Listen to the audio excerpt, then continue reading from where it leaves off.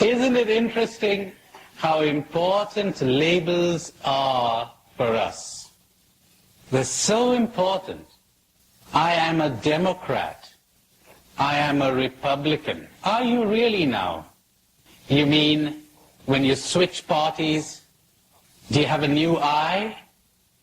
Or is it the same old I with new political convictions? Remember hearing about the guy who says to his friend, he says, "Hey, Tom, are you planning to vote Democrat in the next elections?" He says, "No, I'm planning," or rather, "Are you planning to vote Republican?" The guy says, "No, I'm planning to vote Democrat." Why? Because my father was a Democrat, my grandfather was a Democrat, my great-grandfather was a Democrat, so I'm voting Democrat. And the other guy says, "That's crazy logic, Paddy. I mean, now let's put it this way. If your father was a horse thief, and your grandfather was a horse thief, and your great-grandfather was a horse thief, what would you be?" He said, "Well, then I'd be a Republican." So labels, labels, labels, labels. So where does that get you? And we spend so much of our lives, don't we, reacting to labels, our own and others. Identifying the label with the I. Talking about Catholics and Protestants. Did you hear the one about the guy who comes in and says, "Father, I want you to say a mass for my dog." Father's indignant. He's outraged. What do you mean say a mass for your dog? He says, "You know my dog, my pet dog. I love that dog. I'd like you to offer a mass for him." Father says, "We don't offer masses for dogs, for animals here. You may try the denomination lower down the street. Ask them. They might have a service for you." And the guy, as he's moving away, he says, "Too bad. I really love that dog. I was planning to offer $1 million in stipend for that mass." Father said, "Wait a minute. You never told me your dog was Catholic."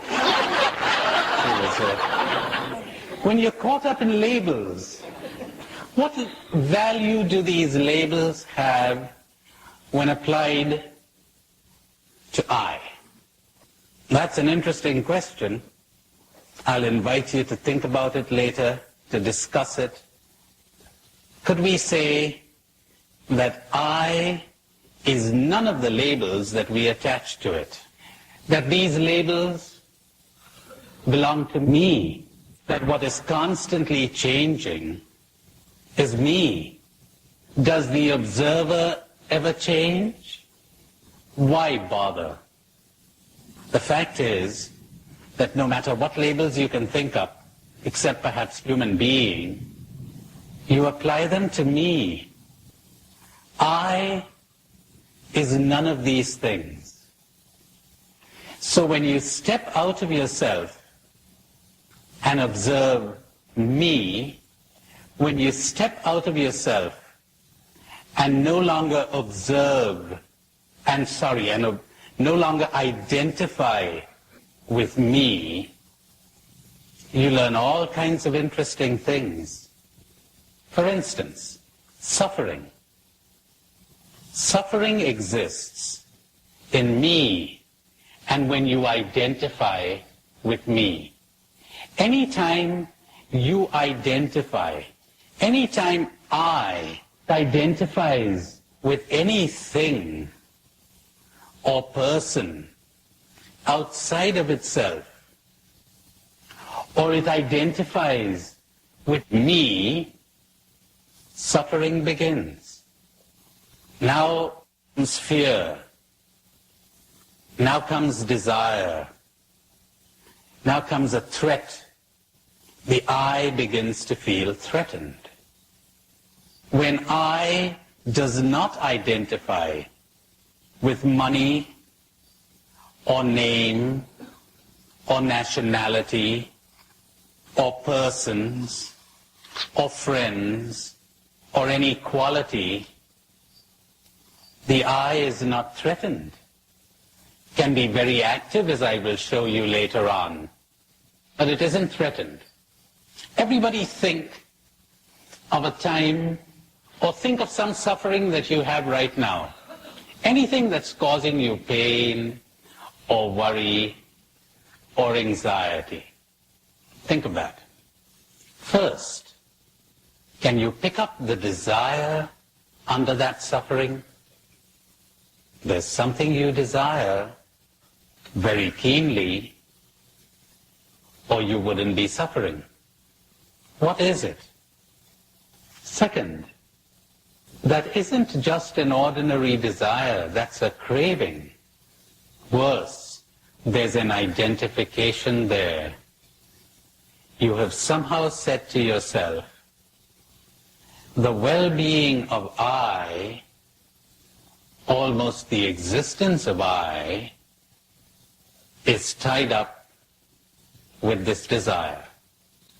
How true is it that all suffering is caused by my identifying myself with something, whether that something is within me or outside of me? And when it is outside of me, whether it is a thing or a person. Talk about it for a couple of minutes, then let's see if we can get some reactions from you. Yes? Well, I want to share with you something wonderful that happened to me. I saw your movies, and I was at work shortly after that, and I was really having trouble with 3 people. And I said, all right, just like I learned in the movie, I'm going to come outside myself. And for a couple hours, I just got all my feelings together about how bad I felt about these 3 people. And I said, well, I really hate those people. I was honest. I got it all together. And I said, well, Jesus, now what can you do about that? And a little while later, I started to cry because I realized that Jesus died for those people, and they couldn't help how they were. And that afternoon, I had to go in the office, and I spoke to those people, and I told them why I was right and what my problem was, and they agreed with me. Because I wasn't mad at them, and I didn't hate them anymore. Okay, that's wonderful. We'll go a little deeper into that later, shall we? Okay. About the negative feelings we have towards others. Anytime you have a negative feeling towards anyone, you're living in an illusion. There's something seriously wrong with you, as you discovered. You're not seeing reality. Something inside of you has to change. But what do we generally do when we have a negative feeling? We're saying, he is to blame, she is to blame, she's got to change. Oh, no, no, no, no, no. The world's all right.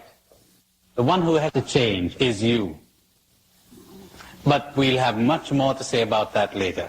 Any other reaction? Yes? Question for you, because what saying is not new to you. I have one problem. Supposing you're witnessing some out-and-out injustice or something that is obviously and objectively speaking wrong. Now, would it not be a proper reaction to say this should not be happening, or to somehow want to involve yourself in correcting this wrong?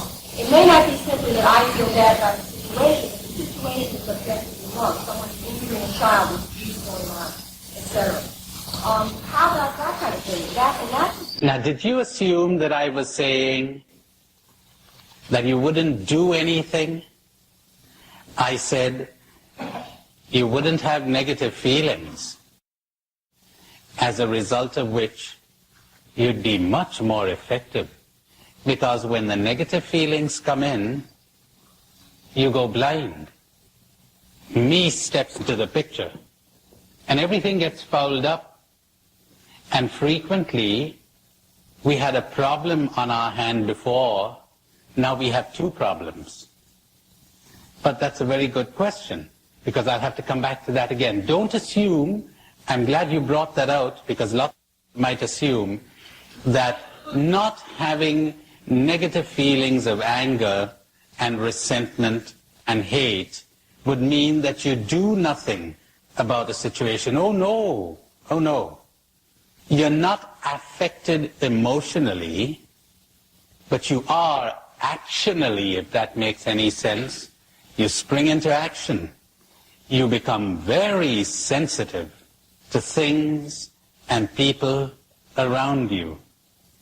What kills the sensitivity is this, what many people would call the conditioned self. When you identify with me, there's too much of you in it for you to see things objectively, to see things detachedly. And it's very important that when you swing into action, you be able to see things detachedly. But when negative emotions get in, you can no longer do that. So that was a very good question. Yes. You had a question, John. I'm just wondering if there's an area before something becomes an before it becomes identification, like a friend dies. It seems to me that it's human to feel something about that, a sadness. But it becomes identification when it gets in the way of my becoming less free. But I think there ought to be some type of reaction to my friend's death. All right. It seems that there ought to be some kind of reaction to my friend's death. Self-pity? What would you be grieving about? Think about this, everybody. What are you grieving about? What I'm saying is going to sound terrible. I told you, I'm coming from another world. Personal loss, right? Feeling sorry for me? All right. You mean you're feeling sorry for other people who are feeling sorry for themselves? Or they're not feeling sorry for themselves, then what would I be feeling sorry for? What we call grief. Do we ever feel grief when we lose something that we have allowed to be free, that we have never attempted to possess, and we have never allowed ourselves to be attached to? Meaning. What does it mean to be attached? Meaning, I made my happiness depend on this thing or this person, at least to some extent. We're so accustomed to this that to hear the opposite sounds inhuman, doesn't it?